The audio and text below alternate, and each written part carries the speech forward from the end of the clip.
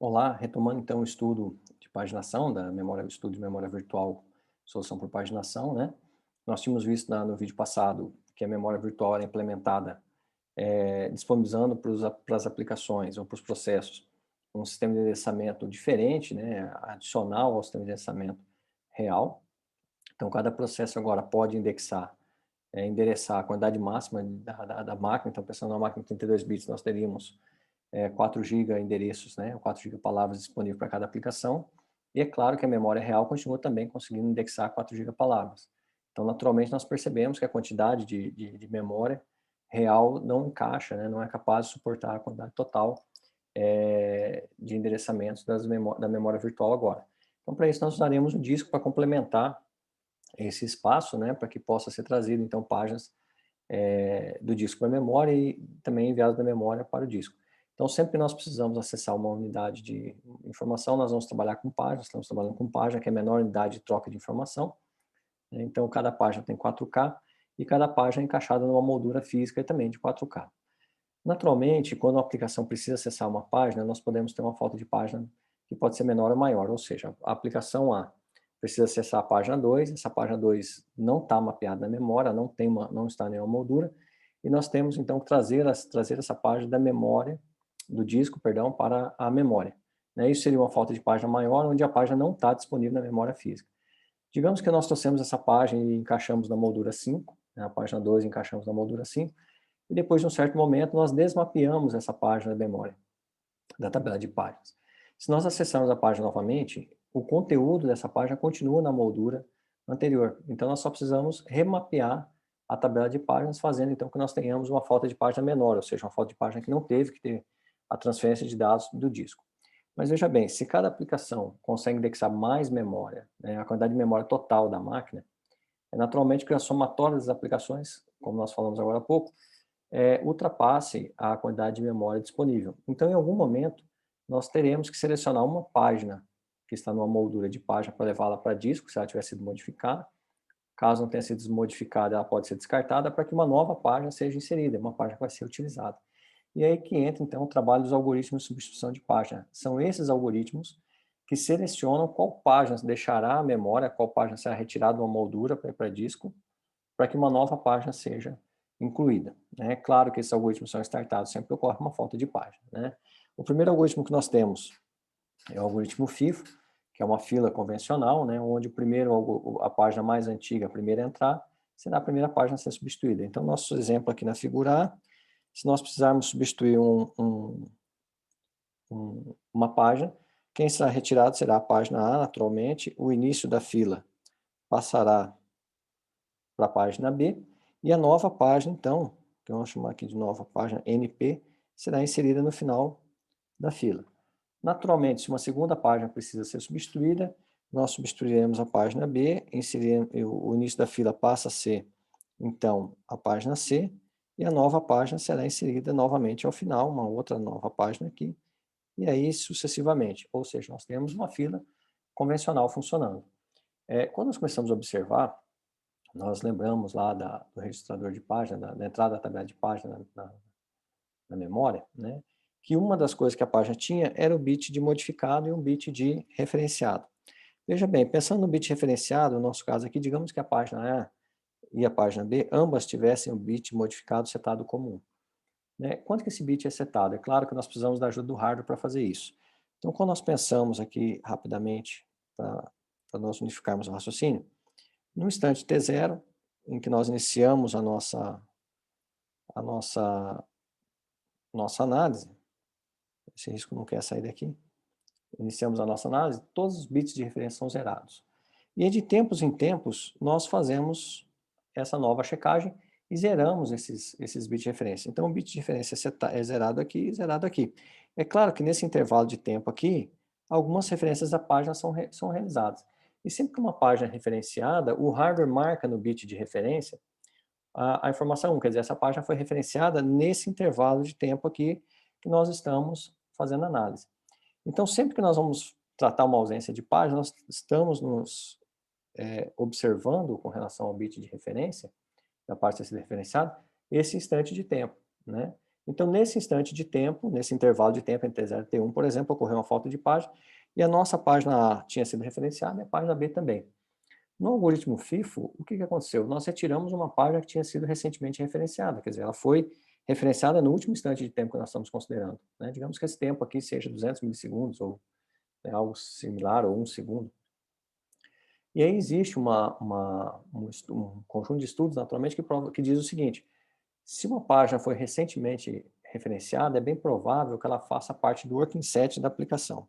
O que é o working set da aplicação? É o conjunto de páginas que uma aplicação está utilizando naquele momento. Quando nós olhamos aqui a quantidade de páginas alocada no tempo, o que nós percebemos? Quando uma aplicação é iniciada, é natural que ela tenha uma quantidade de falta de páginas muito grande, porque nós estamos alocando essas páginas, né? Então, nós temos uma alocação muito agressiva de páginas para essa aplicação.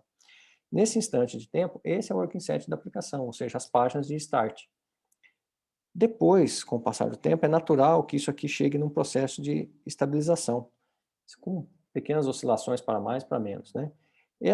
Nesse instante de tempo, então, aqui que nós estamos observando, esse é o working set da aplicação, ou seja, o conjunto de páginas que a aplicação está usando com mais frequência. Se eu retiro uma página que foi referenciada, que faz parte do working set, é bem provável que essa página seja referenciada novamente. E o FIFO está penalizando essa página, né? Ou seja, eu estou retirando uma página que seria utilizada no próximo instante, por exemplo. Com o objetivo de contornar isso, foi criado o algoritmo segunda chance. Qual que é a diferença do segunda chance para o FIFO? Diferentemente do FIFO, quando ele observa a página A e percebe que a página A, né, deixa eu só limpar aqui o desenho, quando ele percebe que a página A possui o bit de referência marcado, o que ele vai fazer? Movimentar essa página A para o final da fila e marcar seu bit de referência como 0. Né? Ou seja, eu estou dando uma segunda chance, né? Ele saiu daqui então e foi para o final. Nós estamos dando uma segunda chance para essa página A, né? Porque ela foi referenciada. Se por acaso, quando chegar a vez dela, ela tivesse sido referenciada novamente, ela será movida novamente para o final da fila. E aí, então passa a análise da página B. A página B também foi referenciada, então ele também vai passar para o final da fila, né? E a próxima página a ser analisada é a página C. Digamos que a página C não foi referenciada. Aí sim, essa página, então, ela é retirada, se ela foi modificada, ela é gravada no disco, né? Se ela foi modificada, a página C é gravada no disco. Se ela não foi modificada, essa operação não é necessária. E uma nova página, então, é inserida no final da fila, também com sua referência marcada, né? Ou seja, ela foi referenciada recentemente.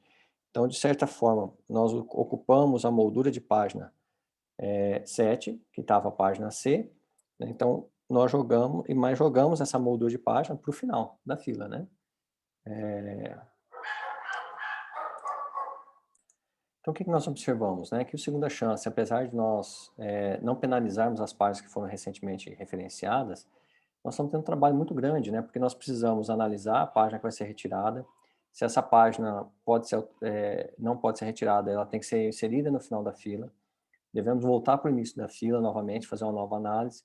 Se essa página pode ser retirada ou não, nós retiramos ela, gravamos onde ela foi modificada e inserimos a nova página no final da fila, né? E voltamos novamente para o início da fila. Então, esse trabalho, nós sabemos que dentro do sistema operacional, ele tem um tempo muito elevado, é um tempo proibitivo.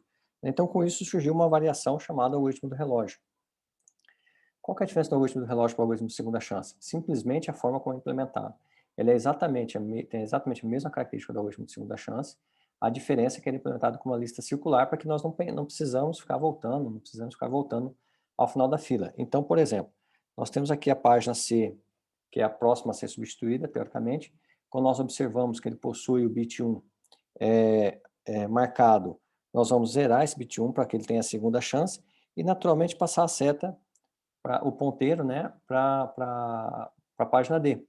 Da mesma forma, se a página D tiver com bit 1 marcado, ele vai ser zerado e passamos, então, o ponteiro para a página E.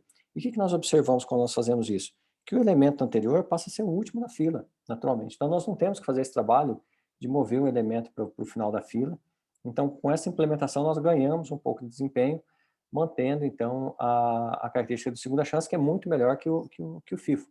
Apesar que o algoritmo de segunda chance ele tem uma falha não, um caso ruim, quando todas as páginas, digamos, nós tenhamos um grande uso de memória, uma certa sobrecarga de memória e todos os bits estejam referenciados com bit 1. Nesse caso, o algoritmo de segunda chance ele vai ser um FIFO após uma rodada inteira. Então, ele vai passar por todas as páginas, todas elas estão com bit 1 marcado. Ele levará todas para o final da fila marcando como 0, e se usar o relógio, ele vai ficar andando o ponteiro até voltar à página C novamente. E aí, a partir da página C, ele começa a fazer um FIFO. Então, no pior caso, ele tem o dobro de tempo do FIFO, naturalmente.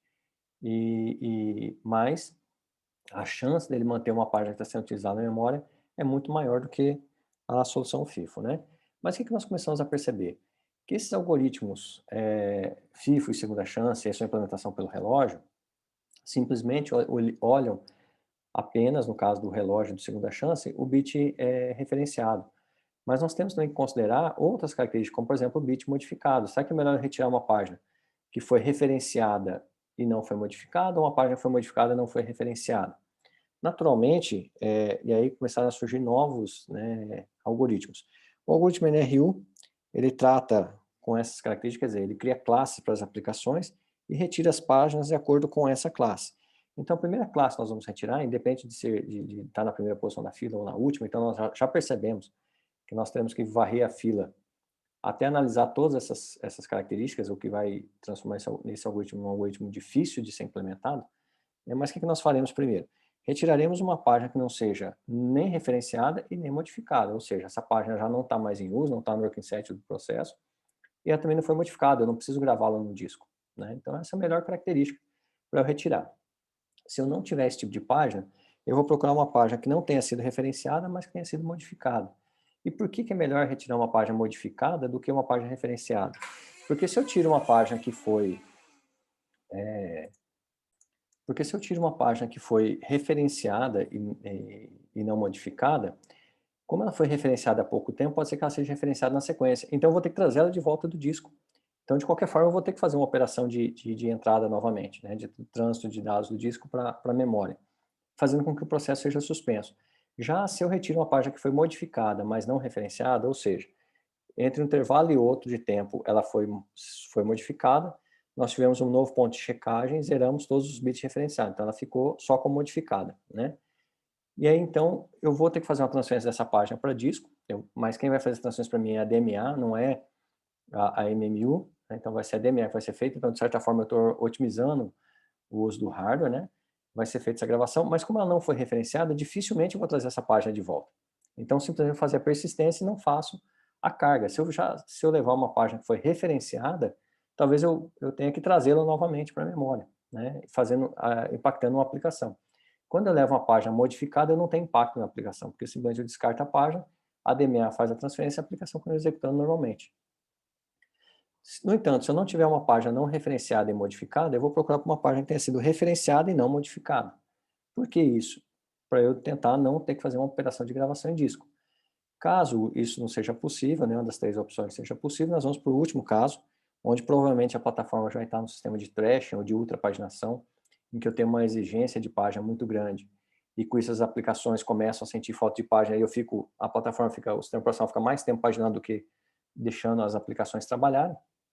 Eu vou retirar, então, uma página que seja referenciada e modificada, né? Esse é o último caso. Então, o que nós percebemos no algoritmo NRU? Que ele prioriza as classes das aplicações, mas ele também, de certa forma, não consegue ver, por exemplo, entre as páginas. Digamos que eu tenho aqui páginas que são não referenciadas e não modificadas. Eu tenho 4 páginas com essa característica. Ele não consegue olhar, por exemplo, qual é a probabilidade dessas 4 páginas serem referenciadas no futuro, né? Porque uma página foi não referenciada num instante de tempo, vamos supor, há 4 ciclos atrás de análise, e uma segunda página foi a um ciclo só. Então, talvez a possibilidade, né, se minha aplicação é muito grande e o workset é muito grande, e eu estou com um tempo de análise muito pequeno, né, então estou zerando essas referências num tempo muito pequeno, um tempo muito menor do que a aplicação consegue varrer seu workset como um todo, eu posso penalizar uma página que seja utilizada na sequência. Ela simplesmente teve seu bit de referência zerado, porque no meu instante de tempo em que eu estou fazendo a análise, né, digamos que a gente coloque aqui a linha de tempo, então, no instante T0, eu zerei todas as aplicações, os bits de referência. Depois, no instante T1,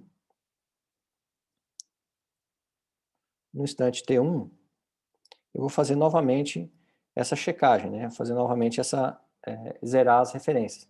Mas pode ser que o working set da minha aplicação, para que eu consiga varrer ele todo, usar todas as minhas páginas, eu preciso de mais tempo, né? Por exemplo, eu preciso de 2 ciclos. Então, uma página que foi referenciada aqui, no working set, ela vai ser zerada aqui, né? Então, ela passa a ser não referenciada, né, a partir daqui, então aquela é não referenciada, mas pode ser que eu volte a acessá-la novamente aqui no final, ou pós isso aqui. Já uma outra aplicação que tem um working set pequeno, né, seja um working set assim, por exemplo, realmente tem uma página que foi acessada aqui no início, essa página saiu do working setting, né, deixou de fazer parte do grupo de trabalho, e eu não vou referenciá-la novamente, né, porque os working sets sequenciais, ó, são menores do que o meu tempo de análise. Então, eu posso penalizar essa página aqui em detrimento dessa página que foi zerada lá atrás. Então, o NRU não tem essa concepção do menos recentemente utilizado, da idade da página, assim por diante. Simplesmente ele joga as páginas em 4 categorias e retira uma das páginas, a primeira que ele encontrar que esteja naquela categoria. Então, ele varre todas as páginas uma vez. Se ele achar uma página que é não referenciada, não modificada, ele já para e descarta essa página. Se ele varrer todas as páginas e não achar, ele varre uma segunda vez, procurando não referenciada e modificada. É claro que algumas otimizações vão marcando, né, vão sendo ponteiros. Eu estou varrendo, procurando uma não referenciada modificada, mas achei uma não referenciada e modificada. Marca o ponteiro daquilo ali, né, daquela categoria 1, assim como o ponteiro da categoria 2, o ponteiro da categoria 3. Quando ele chegar ao final e não achou nenhuma referenciada nem modificada, ele pega o ponteiro da classe 1. Né? Então, é claro que essas otimizações existem. Mas esse problema ainda de retirar páginas que serão utilizadas ainda continua existindo. E aí, só para nós lembrarmos, né, na entrada da tabela de páginas existe, então, os 2 bits de referenciada e modificada, né, com esses 2 bits que ele trabalha. Um algoritmo que seria uma aproximação muito boa do algoritmo ótimo, né, porque qual que é o algoritmo ótimo? É eu remover uma página que tem a menor possibilidade de ser utilizada. Dentro de todas as páginas que eu tenho que remover a que tem a menor probabilidade de ser utilizada.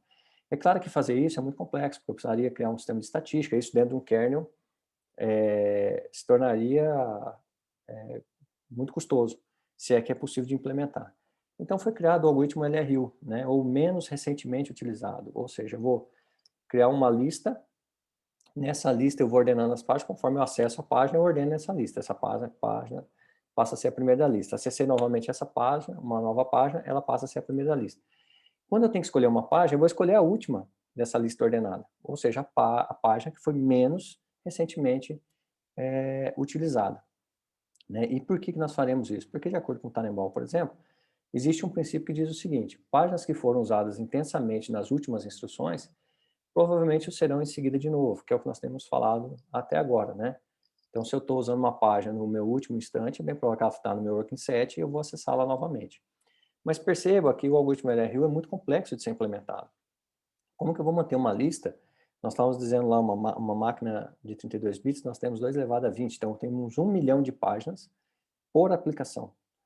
Se nós tivermos, então, uma quantidade muito grande de aplicações, 100, 200, o que não processos, né, rodando no sistema operacional, o que não é difícil, nós teríamos uma lista enorme para ser ordenada. Né? E ordenar essa lista não é algo trivial, né? E o custo seria absurdo. Então, foram feitas algumas adaptações no LRU para implementações reais. A primeira adaptação que nós temos é o algoritmo NFU, ou não frequentemente utilizado. Qual que é a característica do NFU? Em vez de ele manter uma lista ordenada, como o LRU sugere, ele mantém um sistema de idade. Né? Então, uma vez que a página, digamos que eu tenho aqui a página 1, uma página 1 e a página 2. No instante T0, no instante T0 qualquer aqui, a página 1 foi acessada e a página 2 também foi acessada. No instante T1, somente a página 1 foi acessada, então a idade dela passa a ser 11 e a idade da página 2 passa a ser 01, ou seja, nós estamos deslocando o bit para a direita e inserindo o acesso na esquerda, criando uma espécie de idade, que a gente vai ver daqui a pouco no algoritmo de envelhecimento, criando uma espécie de idade. Digamos que no instante T2, eu tenha novamente a página 1 não é acessada, então nós vamos deslocar e vai ficar com a seguinte idade, e a página 2 é acessada. Então, quando eu vou retirar uma página, vou escolher uma página, eu escolho a página mais idosa, digamos assim, a página mais velha, né? Ou a página que não foi frequentemente utilizada. Então, nós tiraríamos a página 1, porque a idade dela é menor que a idade da página 2. Então, essa página aqui seria escolhida. É claro que nós estamos observando aqui que ela foi utilizada 2 vezes, né? Do mesmo jeito que a página 2 foi utilizada 2 vezes, assim como a página 2 foi referenciada 2 vezes. Mas quando nós analisamos a idade dela, nós percebemos que a página 2 foi mais recentemente utilizada. Então, a página menos recentemente utilizada, talvez, né, levando para hoje o LRU, seria a página 1, né, nesse caso hipotético que nós fizemos. Qual que é o problema do algoritmo NFU? É que a cidade não tem fim. Nós vamos sempre adicionando, o contador sempre desloca para a direita o bit e insere a novo bit de referência à esquerda. Então, nós temos que ter um contador aqui do tamanho do tempo que a máquina está ligada. Né? Se nós tivermos uma máquina que não desliga, um sistema operacional não desliga, nós temos um contador absurdo. Isso para cada página. Então, se nós estamos falando que nós temos 1 milhão de páginas por aplicação, nós temos que ter um contador aqui extremamente grande, né, para cada página. E aí, então, surge um segundo algoritmo, que é um algoritmo chamado de envelhecimento. Qual que é a diferença do algoritmo de envelhecimento para o NFU? Que o algoritmo de envelhecimento ele coloca um limite nessa idade, ou seja, a página vai envelhecer até um certo limite. Então, se nós observarmos o exemplo que nós temos aqui no próximo slide, nós estamos usando um sistema de envelhecimento de 8 unidades, ou seja, eu conto 8 gerações. Então, aqui no vetor de cima nós temos o acesso da página, né, qual página foi referenciada, qual página não foi referenciada naquele instante de tempo, e nós vamos fazendo então a progressão da idade, do mesmo jeito que nós estávamos fazendo antes no NFU. Então a página 1 foi referenciada, marco o bit 1 aqui, deslocando todos para a direita, mas deslocando todos no limite de 8 posições, e não uma cadeia infinita. Né, a página 1 não foi referenciada, a página 2 foi, a 3 não, a 4 e a 5 foram referenciadas. Quando nós passamos para o instante de 2 segundos, nós temos uma nova cadeia de acesso, né, de referência. Nós deslocamos os bits para a direita, então esse zero que estava aqui é descartado, ele não é, esse zero aqui é o segundo zero, né, da direita para a esquerda, ele é descartado para que entre um novo bit 1 aqui. E nós vamos fazendo isso sequencialmente, ou seja, essas páginas vão envelhecendo até um certo limite. Quando nós chegamos aqui no passo E, por exemplo, e nós precisamos substituir uma página, o que nós vamos procurar? A página que teoricamente é menos recentemente utilizada, ou a página com a menor idade, né? Porque, ou seja, a página mais velha, a página que eu acessei há mais tempo. Então, se nós observarmos aqui, nós temos a página 3 e 5 começando com idade 0, depois as duas vão para 0 novamente, as duas foram acessadas na sequência, as duas não foram acessadas posteriormente, e a página 5 foi acessada quando a página 3 não foi acessada. Então, a página com menor idade, digamos assim, que é a página mais velha, inversamente proporcional, né?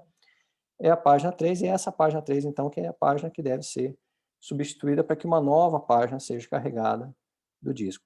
Com isso, nós temos, então, pelo algoritmo de envelhecimento, né, o aging, um algoritmo muito próximo assim, da ideia da concepção do LRU, e cuja capacidade de implementação é real. Né? É possível fazer isso aqui dentro do sistema operacional. Tanto é que todos os sistemas operacionais, né, quase todos os sistemas operacionais de uso geral, principalmente a família Unix-like, né, Linux e FreeBSD e assim por diante, AIX, todos eles usam uma variação do algoritmo de envelhecimento. É claro que nós vamos perceber que simplesmente implementar o envelhecimento não resolve o nosso caso, nós precisamos de outras técnicas. Por exemplo, controlar o working set, se nós faremos carregamento de página por demanda ou não, para carregamento e assim por diante. Mas quase todos da família Unix utilizam alguma variação do algoritmo de envelhecimento, porque é um algoritmo que se aproxima muito do LRU, que por sua vez é um algoritmo que se aproxima muito do algoritmo ótimo, né? Um outro algoritmo existente é um algoritmo baseado em conjunto de trabalho. Como nós estávamos dizendo antes, um conjunto de trabalho é a quantidade de páginas que a aplicação, né, em um determinado intervalo de tempo, tem se concentrado no uso, quer dizer, aquele software tem trabalhado ali naquele momento, naquele instante de tempo de processamento, naquele conjunto de páginas, e como nós dissemos, né, ele tem um warm-up com uma quantidade de falta de páginas muito grande, ou seja, uma requisição de páginas muito grande, mas depois de um tempo esse conjunto ele tende a estabilizar. Então, quando nós começamos a olhar o conjunto de tempo, de páginas, no intervalo de tempo, nós vamos ter uma certa estabilidade. Qual que é a dificuldade desses algoritmos de substituição de página baseado em conjunto de trabalho? É dizer qual que é esse tempo. Qual é o tempo que eu devo garantir que as páginas estejam no working set? Digamos que eu coloque aqui um tempo aqui de 200 milissegundos. Então, eu só vou levar em consideração as páginas que estão sendo referenciadas frequentemente durante 200 milissegundos, né? Lembrando que um quanto de uma página é 20 milissegundos, então nós estamos pensando mais ou menos em 10 quantos. Então, aplicações que durante os 10 quantos referenciam muito aquelas páginas referenciadas nesses 10 quantos da aplicação, serão mantidas no seu working set. As demais eu vou disponibilizar para substituição. E aí nós temos um problema, porque dependendo da característica da aplicação, 200 milissegundos pode ser muito pouco. Dependendo da aplicação, 200 milissegundos pode ser muito. Então, se nós tivermos uma aplicação muito pequena e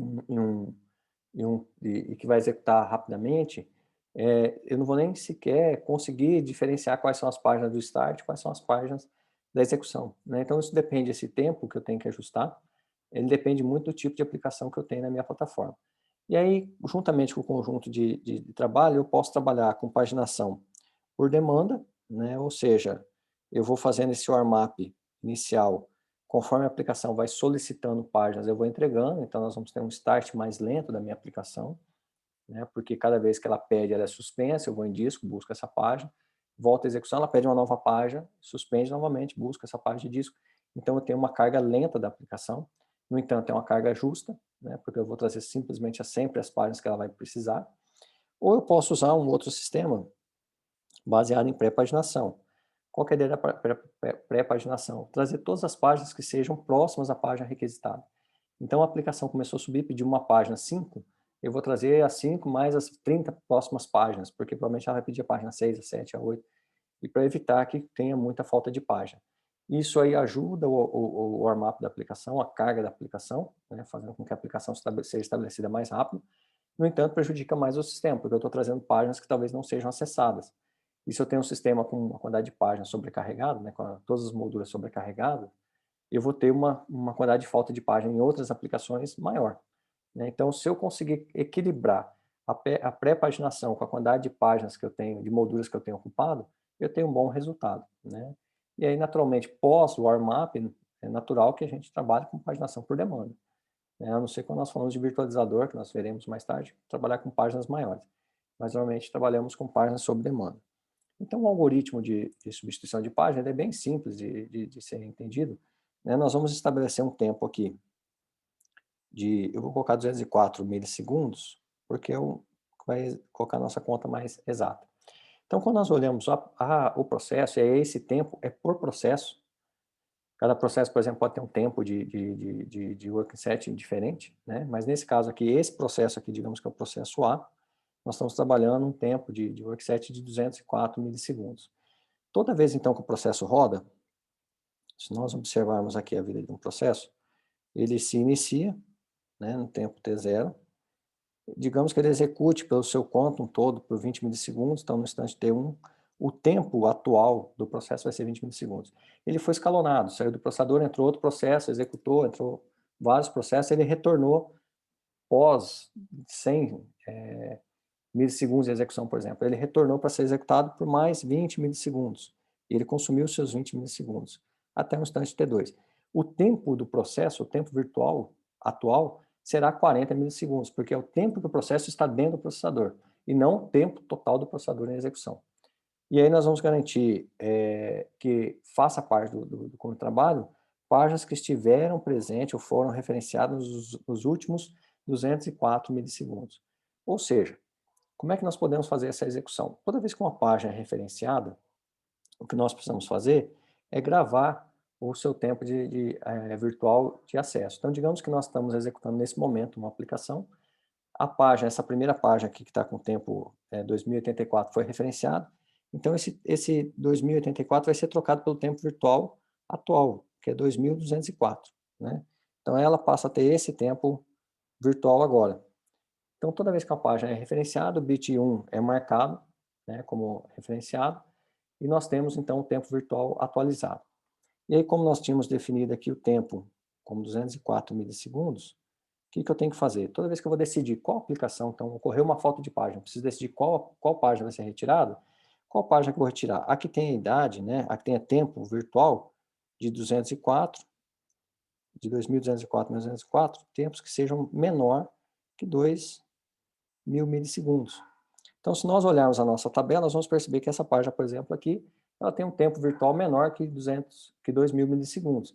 E é uma página que não foi referenciada. Então, essa página aqui vai ser uma página candidata a ser descartada. Da mesma forma, a página de tempo virtual 1980 também vai ser uma candidata a ser descartada. Só que aqui nós observamos que ela foi referenciada. Então, é preferível que se retire a página com tempo de 1620, né? Então, com isso, nós vamos tendo a manutenção do nosso conjunto de trabalho baseado nesse tempo que nós estamos estabelecendo. Ou seja, as páginas que são referenciadas nos últimos 204 milissegundos, né? O que nós percebemos? Que assim como o algoritmo de segunda chance e o algoritmo da FIFO, eu preciso ficar varrendo essa lista de tempos em tempos, assim que sempre acontece uma falta de página, para buscar essa página, para executar esse algoritmo que nós destacamos aqui. Então, sempre que eu vou ficar varrendo e buscando essas páginas, eu tenho um trabalho muito grande, porque isso é uma lista.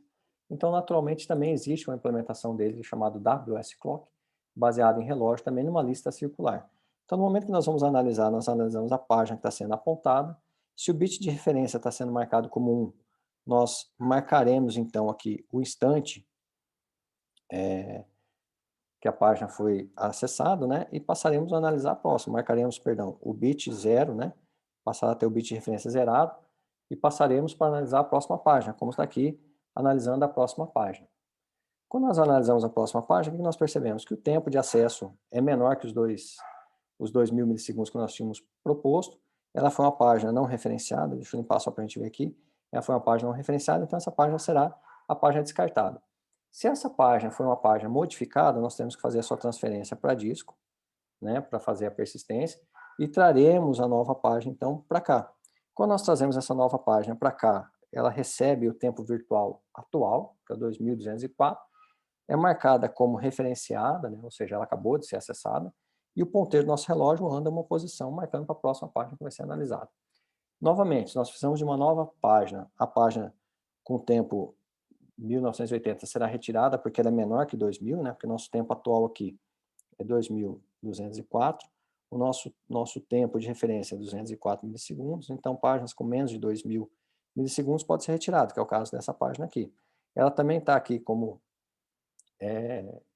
modificado, então da mesma forma teria seu bit zerado e o ponteiro avançado para a próxima página e assim sucessivamente, né? Então basicamente ele é a implementação do WS-Clock, do algoritmo baseado em working setting, só que feito com uma lista circular agora chamada WS-Clock. Então sempre que nós olhamos algoritmos que têm essa nomenclatura clock, né, o de relógio, ela não muda a política em si, ela muda como a política é implementada, então o mecanismo de execução daquela política, e não a política em si, né? Então o clock modifica a segunda chance, o WS clock modifica a política baseada em working set. Então, como resumo, nós temos o algoritmo ótimo, né, que não é implementável, em que eu retiro a página cuja probabilidade de uso é a menor possível, né? Ou seja, a página que eu tenho certeza que não vai ser utilizada, isso é impossível de ser obtido dentro do sistema operacional. Nós temos um algoritmo LRU, que é uma aproximação rudimentar do algoritmo LRU, né? Que é o algoritmo mais próximo do algoritmo ótimo. Nós temos, então, na sequência, o FIFO, que retira o primeiro elemento, mas penaliza páginas que foram referenciadas. O segunda chance melhora o FIFO, né, retirando essa penalização das páginas referenciadas, e ter no seu pior caso, quando todas as páginas foram referenciadas, então terá que varrer todas as páginas, setando a referência e voltando novamente para o primeiro elemento que foi analisado. Depois nós temos o algoritmo do relógio, que melhora a implementação do segunda chance, evitando que nós tenhamos que ficar mexendo com uma lista encadeada constantemente. Depois nós temos o algoritmo LRU, né, que mantém essa lista de acesso às páginas de forma ordenada, que é uma aproximação, a melhor aproximação do algoritmo ótimo, mas impossível de ser implementado atualmente. O LFU é uma aproximação, né, do LRU, uma implementação rudimentar do LRU, o problema dele é que ele não tem limite para a idade, e aí entra então o algoritmo de envelhecimento, que é o algoritmo mais utilizado, em que mantém um tempo de análise, né, de envelhecimento da página. E aí, na sequência, nós temos o algoritmo conjunto de trabalho, que é uma implantação cara, porque nós precisamos ficar fazendo esses cálculos do tempo, inclusive definir esse tempo, é uma tarefa bastante complexa. E aí nós temos o WS Clock, que consegue otimizar, então, o conjunto de trabalho para nós termos uma implementação razoável. Quando nós começamos a pensar nisso, algumas características em políticas de substituição de página, algumas características adicionais precisam ser analisadas. A primeira característica é como que eu faço a seleção da página. Eu posso fazer a seleção por uma análise global ou posso fazer uma seleção pela análise local. O que é análise local? Se um processo A precisa substituir uma página, então pegando o processo A, precisa substituir uma página, né? Ele precisa ter acesso à página A6, até agora ele só tem encarregado até a página A5.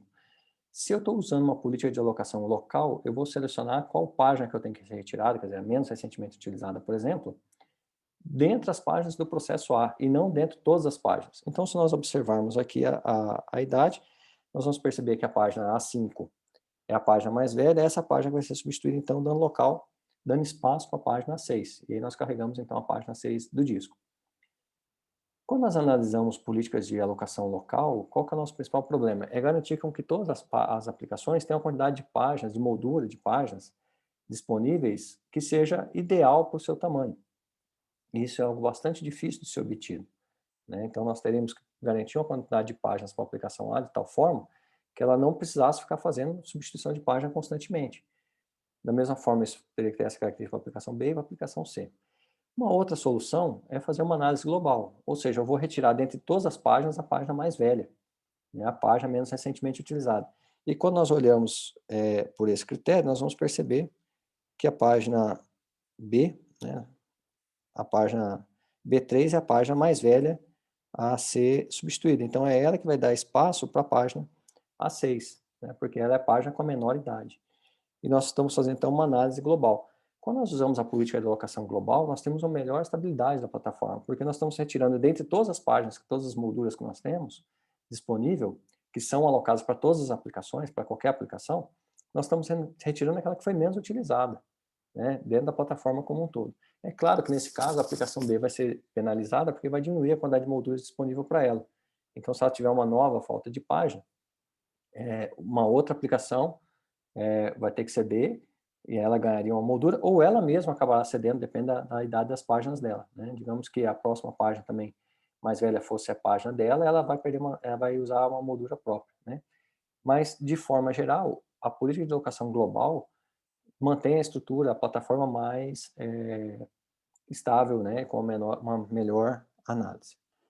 Uma outra característica que nós temos que analisar ainda é esse controle de carga. Então, nós não podemos fazer com que a plataforma entre num sistema de ultrapaginação, né? Então, se eu entregar muita moldura para todas as aplicações, vai chegar um momento que eu não vou ter molduras disponível, e aí eu vou começar a ter um sistema de ultrapaginação. Qualquer aplicação que precise de uma nova página, eu vou ter que ir para disco buscar e fazer uma troca, né, um processo de swap. Com isso, a minha plataforma entra num sistema de trashing, em que eu tenho simplesmente troca de página. As aplicações não fazem nada útil, elas só ficam trocando página. Então, quando nós analisamos isso, existe um algoritmo chamado Page Fall, né, Page Fall Frequency, ou PFF, que ele tenta manter essa quantidade de página dentro de um valor ótimo. Ou seja, acima de um limite aqui eu tenho muita página, ou seja, começa a ficar uma quantidade de página muito grande, e abaixo de um certo limite eu também começo a ter muita falta de muita pouca página. Quando eu tenho muitas aplicações, né, quando eu tenho múltiplas aplicações com muitas páginas, a minha própria plataforma entra no sistema de ultrapaginação, porque vai faltar moldura de página. Se eu tenho uma única aplicação com muito pouca página, por exemplo, essa aplicação também vai entrar em ultrapaginação, só que é só ela, não a plataforma como um todo. Então, o ideal é que a gente consiga manter esse cenário aqui ideal em que eu não tenha nem muita página para aplicação e nem pouca página para aplicação, e isso acaba refletindo, de certa forma, o meu conjunto de trabalho. Uma outra característica que nós precisamos começar a analisar é o tamanho das páginas, né? Então, o que nós percebemos? Que de acordo com a plataforma, né? Então, aqui, se nós pegarmos as plataformas x86, nós temos suporte a páginas de 4K e páginas de 2 MB, né? E aí, se nós analisarmos outras plataformas, né? Como a plataforma IA64, nós temos páginas de 4K até páginas de 256 MB, né? Outras arquiteturas, então, páginas de 16 MB também, e que a gente começa a observar que página de 4K é uma constante, né? E aí, se nós olharmos aqui com o comando getconf, né, no Unix regular, né, FreeBSD, AIX, Linux, né, um Unix-like, nós vamos perceber que a página padrão é uma página de 4K. Né? Então, 4K ainda é uma página bastante padronizada. Agora, o que nós percebemos? Que quando nós falamos, por exemplo, de virtualizador, essa situação se torna um pouco mais complexa. Nós veremos lá em sistemas operacionais, quando nós temos aqui o hypervisor, né, o hipervisor, rodando em bare metal, é o hospedeiro, né, então o que nós chamamos também de host, ele possui em cima dele várias máquinas virtuais. E essas máquinas virtuais naturalmente possuem aplicações. E essas aplicações aqui estão usando páginas de 4K e farão requisição de páginas para o sistema convidado, né? Então esse sistema operacional aqui chama-se convidado. Nós veremos isso lá em sistemas distribuídos, mas só para nós podermos entender por que existe essa diferença do tamanho de página. Então, o sistema operacional convidado vai receber uma requisição de página aqui de uma aplicação de 4K e vai ter que ir lá em disco buscar, porque o disco aqui é um só, né, para toda a plataforma de virtualização. Então, a página desse convidado sairá desse disco, assim como as páginas do próprio virtualizador e dos demais hosts convidados, dos demais sistemas operacionais convidados. Né? Então, nós teremos essa tratativa de falta de página. Mas observe, quando essa aplicação faz uma requisição, vai ser trazida uma página de 4K, né, para ele, e o virtualizador também vai trabalhar com página de 4K, os outros sistemas operacionais também vão fazer uma solicitação de página de 4K. Com isso, eu vou ter um sistema sobrecarregado de paginação, né, com faltas de página. Porque sempre que uma aplicação é startada ou que um convidado desse chegue no limite da gerência, eu vou ter uma requisição muito grande. Então, o que nós podemos fazer? Transformar as páginas do virtualizador em páginas maiores. Porque sempre que eu tiver uma falta de 4K, né, uma falta de página de 4K num host, num sistema operacional convidado, eu vou fazer uma carga de uma página de 2 MB, ou seja, daquela página de 4K que faltou e mais uma quantidade enorme de páginas que estão em volta daquela página ali, fazendo com que a quantidade de falta de páginas do convidado seja reduzida. Então, toda vez que eu for fazer que eu tiver uma falta de página, eu vou ter uma falta de página maior de 4K, trago um conjunto de páginas de 4K até um limite de 2 MB de uma vez, então o virtualizador trabalha com uma página maior. A próxima falta de página desse convidado provavelmente vai ser uma falta de página menor, porque a página vai estar mapeada numa moldura de fato, né? Fazendo com que essa busca para o disco seja reduzida. Então, esse uso de tabelas grandes, né, de large pages ou hug pages, são utilizados para esse tipo de caso. Ou, por exemplo, os servidores, né? Quando eu tenho uma plataforma em que eu tenho só um servidor web trabalhando, ou só um servidor de arquivos, ou só um servidor de e-mail, não faz sentido, por exemplo, assim como não fazia sentido eu ter um quantum muito pequeno, porque eu tenho uma única aplicação trabalhando, talvez eu possa ter uma quantidade uma página maior também, porque eu traria já mais informações sempre que for preciso. E assim como a página é maior, naturalmente, as páginas da minha TLB também precisam ser maiores para refletir esse comportamento como um todo. Uma outra característica bastante comum e que é possível quando nós trabalhamos com segmentação é separar o espaço de endereçamento de código do espaço de endereçamento de dados. Né? Quando nós temos isso numa única pilha, como nós havíamos dito antes, fica difícil, né, crescer essas pilhas e esse heap.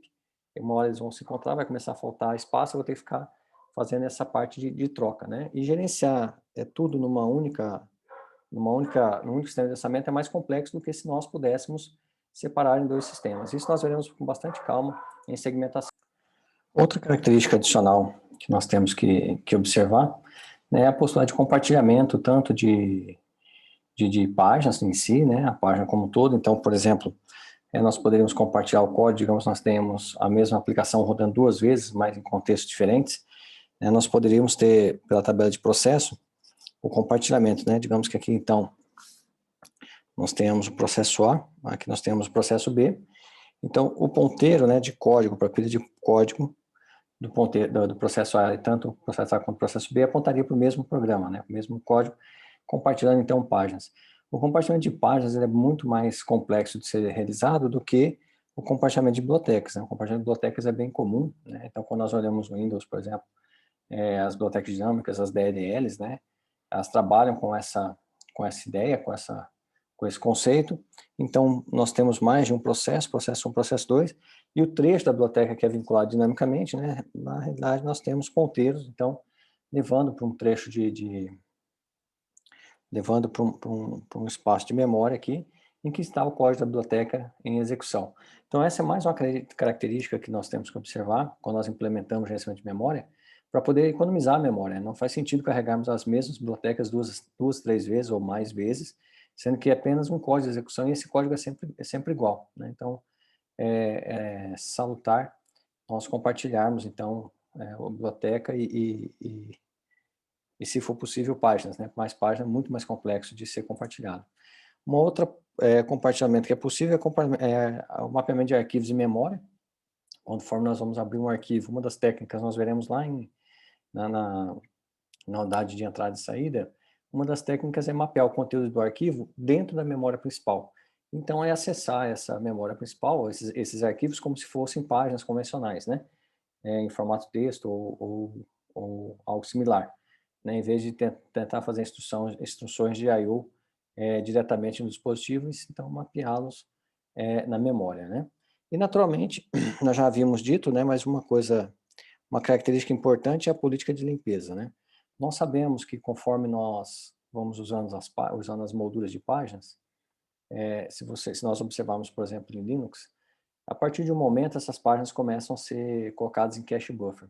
O que é o cache buffer que aparece no Linux, né? Quando você tem lá 1 GB de memória ocupado, desse 1 GB tem 300 MB em cache buffer.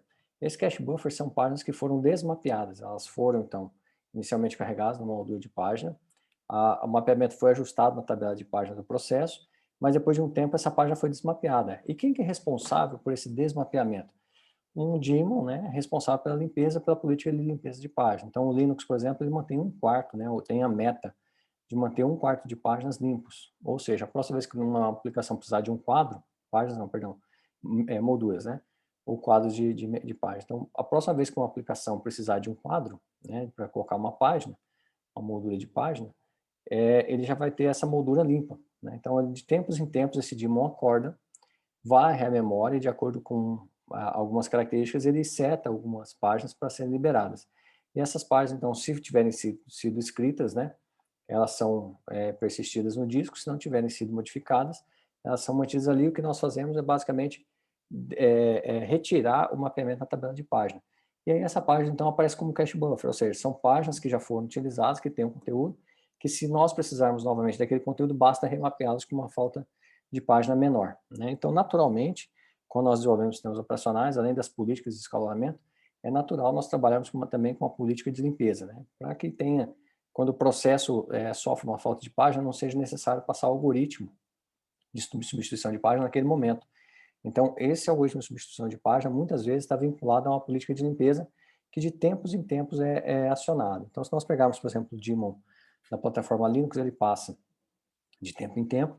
Se ele não conseguir atingir sua meta de 1/4 de páginas limpo, ele diminui esse tempo de passagem pela metade, então ele volta, ele starta um timer e volta depois de metade desse tempo. Se ele não consegue normalmente bater, ele passa a ter metade da metade, ou seja, 1/4 do tempo, e assim sucessivamente, até entrar em tempo real, se for necessário, em tempo constante, se for necessário, até que ele consiga obter essa limpeza, esses 25% de moldura de página disponíveis. E como que ocorre, então, o tratamento da falta de página? Uma vez que a falta de página ocorre, seja ela uma falta de página menor, não é um subitem da figura que está aqui, mas quando ocorre uma falta de página maior, qual que é o tratamento que nós temos que fazer? Então, uma vez que uma aplicação tenta acessar um conteúdo qualquer, né, esse conteúdo não está mapeado na memória, então na tabela de páginas, nós percebemos que essa página não está mapeada, é gerada uma falta de página, né, um trap, então, é startado, essa execução é desviada para o sistema operacional. O sistema operacional, por sua vez, né, via DMA, consegue buscar essa página em disco e ajustar essa transferência da página para a memória, que ocorre no passo 4, né? Então, essa página chega na memória. Uma vez que essa página atingiu a memória, naturalmente a DMA starta novamente o sistema operacional através de uma interrupção específica.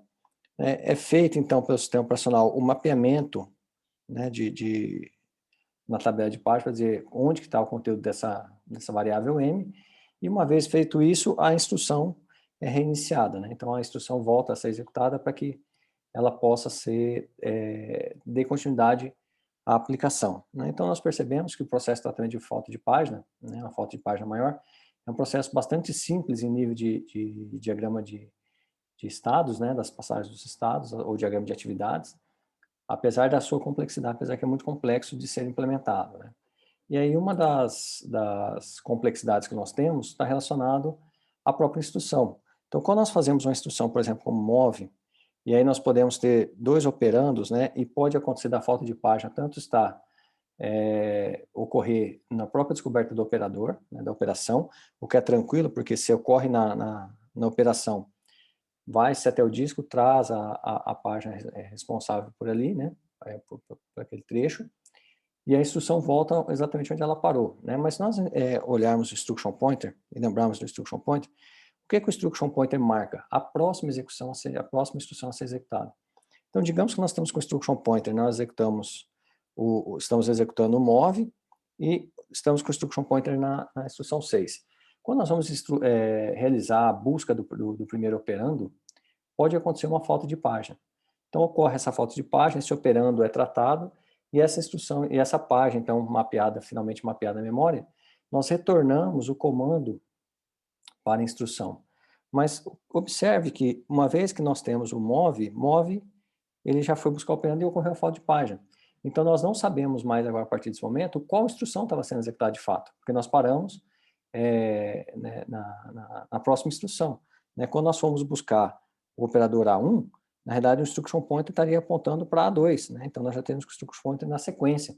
Então, quando nós voltamos, na realidade, nós estamos executando ainda a instrução do primeiro operador, mas o instruction pointer já está no segundo operador, né? Porque nós estamos apontando para a próxima instrução a ser executada, não para a instrução corrente.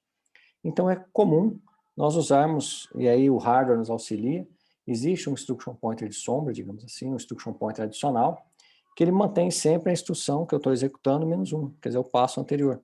E aí, quando ocorre uma falta de página, o que nós fazemos? Nós carregamos o instruction pointer com o conteúdo desse instruction pointer anterior, né? Instruction pointer menos um, para que a gente consiga voltar a instrução para o local correto, porque ela deveria estar na busca do primeiro operando, mas o instruction pointer, quando ocorre a falta de página, na realidade ele já passou para a segunda operação. E quando o sistema operacional vai devolver o comando de execução, ele devolve a execução no segundo operador e não mais no primeiro. E aí nós perdemos, então, esse controle do primeiro operando, né, da primeira variável que nós estamos buscando, digamos assim. Então, nós precisamos retornar o instruction pointer para a instrução original, para que ele possa tratar essa instrução. Uma outra característica que nós temos são os pinnings, né, de páginas, que são páginas que são marcadas para não serem, não passarem para o processo de swap. Então, imagine, nós estamos mapeando um arquivo em memória, e em determinado momento nós estamos lendo esse arquivo por algum motivo e ocorre então uma necessidade de página, né, de uma nova página. Eu preciso liberar uma moldura, então a página tem que ir para o disco. E aí varrendo essa memória, de repente, nós levamos para o disco uma página do arquivo, que vai ser ocupado na sequência, né? Então nós podemos simplesmente marcar páginas. Uma das técnicas que nós podemos fazer é marcar a página para que essa página não passe pelo processo de swap, que ela fique permanente na memória. Inclusive dentro do sistema operacional, algumas páginas não podem passar pelo processo de swap, por exemplo, por não ter um outro dispositivo que traga ela novamente, né? Então, isso se chama pinning de páginas. E aí, finalmente, então, nós entramos, né, já que nós falamos tanto em swap, né, joga a página para a área de swap e traz de volta essa página. Como é que esse mapeamento funciona? Quando nós instalamos um sistema Linux, por exemplo, nós dividimos, né, a memória, o disco, numa partição barra, um particionamento bem simples é colocar um barra, um ext4, um ext4 para o barra, e nós criamos uma partição separada para swap. E essa partição swap, ela tem um formato próprio. E por que ela tem um formato próprio? Porque o formato desse file system tem que representar a formatação baseada em páginas, como o sistema operacional trabalha. E esse armazenamento, esse mapeamento pode ocorrer de duas formas, né? De uma forma estática, né? Ou seja, nós temos aqui as páginas que estão em uso, então página 0, a 3, a 4 e a 6. Então nós não estamos usando a página 1, 2, nem 5, nem 7. Mas observe que tanto o formato de armazenamento das páginas no disco reflete a tabela de páginas. Então, nós observamos que a página 0, né, está mapeada, a página 3 está mapeada, a 4 está mapeada e a 6 está mapeada, e as outras páginas, a página 1, 2, 5 e 7 não estão mapeadas, então elas estão aqui em disco, né? E se nós olharmos a tabela de página aqui, nós vamos observar que a tabela de páginas possui um espelho dentro do disco, né? Esse mapeamento é um mapeamento estático, ele é um mapeamento bastante eficiente, porque o tempo de acesso é bastante curto, no entanto ele gasta, a área de troca precisa ter a capacidade de armazenar todas as tabelas de páginas das aplicações. Então nós temos um conjunto grande de aplicações, quanto maior a bitagem da máquina, digamos assim, né? Uma máquina de 2 bits que indexa 4 GB palavras, cada vez mais, então máquinas 64 bits, muito mais, né, do que isso. Então nós teremos um complicador aí que é a quantidade de disco consumido da partição, né, o tamanho da partição que eu preciso criar para poder armazenar essa tabela de páginas.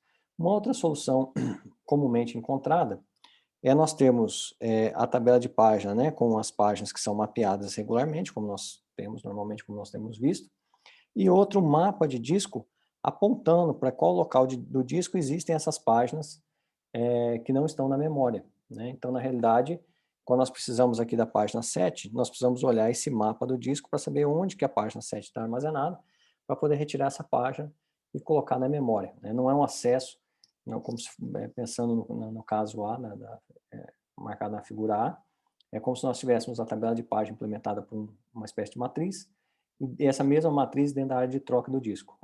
A página que está mapeada na memória, ela naturalmente estaria nos dois lugares, o conteúdo dela está na área de troca e também na tabela de página, e ela está na memória, né? Então ela está na memória, o conteúdo está na memória, tem um espelho dela na área de troca, né? Se nós mexemos nela, escrevemos nela na memória principal, nós temos que recolocá-la, escrevê-la depois na área de troca. Uma outra forma é eu não ter esse mapeamento total, ou seja, uma página que está na memória, ela permanece na memória, e aí eu trago ela para o disco, eu escolho um local do disco para gravá-la e crio um mapa de acesso a disco, né? É claro que esse segundo modelo é menos eficiente em questão de desempenho, mas ele economiza espaço na área de troca. E aí, finalmente, então, nós chegamos na segunda solução de memória virtual, é uma ideia de segmentação, porque quando nós olhamos em paginação, nós conseguimos indexar cada aplicação a quantidade total da capacidade da máquina, então, quando nós somamos essas aplicações, elas indexam mais memória do que nós temos de moldura, né, de capacidade real de armazenamento. A segmentação vai nesse mesmo caminho, então existe um sistema de endereçamento virtual, né, para aplicação. Qual que é a diferença agora? Que nós vamos tentar separar por segmentos, por tipo de variáveis. Então nós podemos ter um segmento para código, um segmento para dados, como nós vimos lá atrás em questão de instruções e dados, porque isso facilita a organização do código, né? Facilita quando eu vou trabalhar com a aplicação, por exemplo, digamos que nós trabalhemos com o compilador, né? Nós podemos ter a pilha de variáveis num segmento, a árvore sintática em outro segmento, e fazendo com que ela possa crescer até o limite máximo da memória, né? Até o limite máximo, aliás, perdão, do tamanho do segmento. E isso nós veremos no próximo vídeo.